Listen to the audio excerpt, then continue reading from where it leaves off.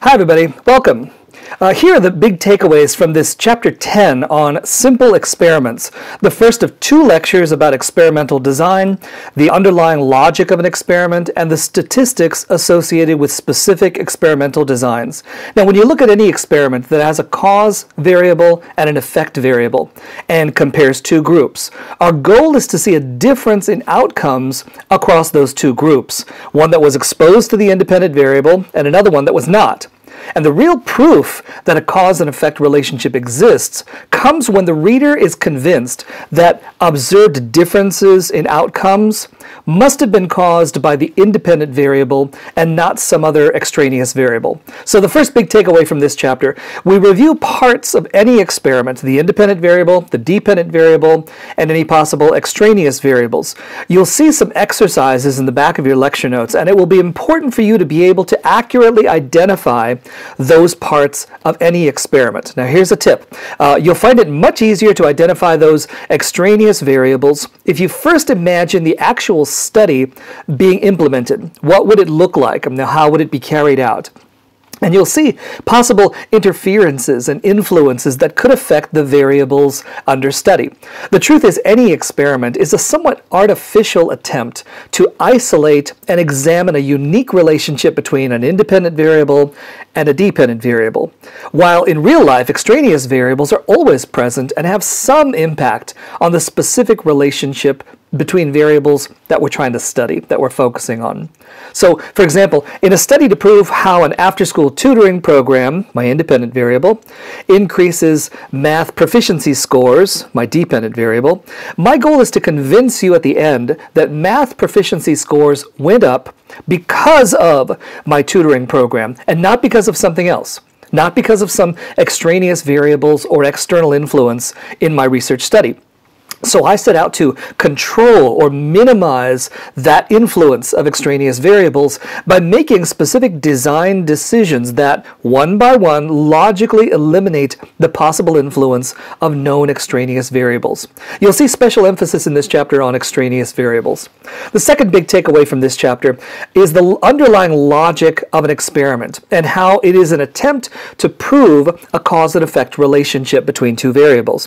When you look at any experiment that has a cause variable and an effect variable and compares two groups, our goal is to see a difference in outcomes across those two groups. One group that has been exposed to the independent variable and the other one that has not. The real proof that a cause and effect relationship exists comes when the reader is convinced that the observed difference in outcomes must have been caused by that independent variable and not some other extraneous variables. This logic of experimental design is what Morling, our textbook writer, referred to as demonstrating internal validity. That is, no possible alternative explanations exist for an observed change in the dependent variable except the independent variable.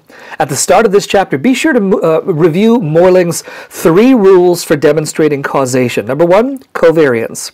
As the independent variable changes, the dependent variable changes. Number 2, temporal precedence. Temporal means time. The independent variable comes first in time before we see that change in the dependent variable. And number 3, most importantly, internal validity. That is, no possible alternative explanations exist for the observed change in the dependent variable except the independent variable. And the researcher must convince you as the reader of this.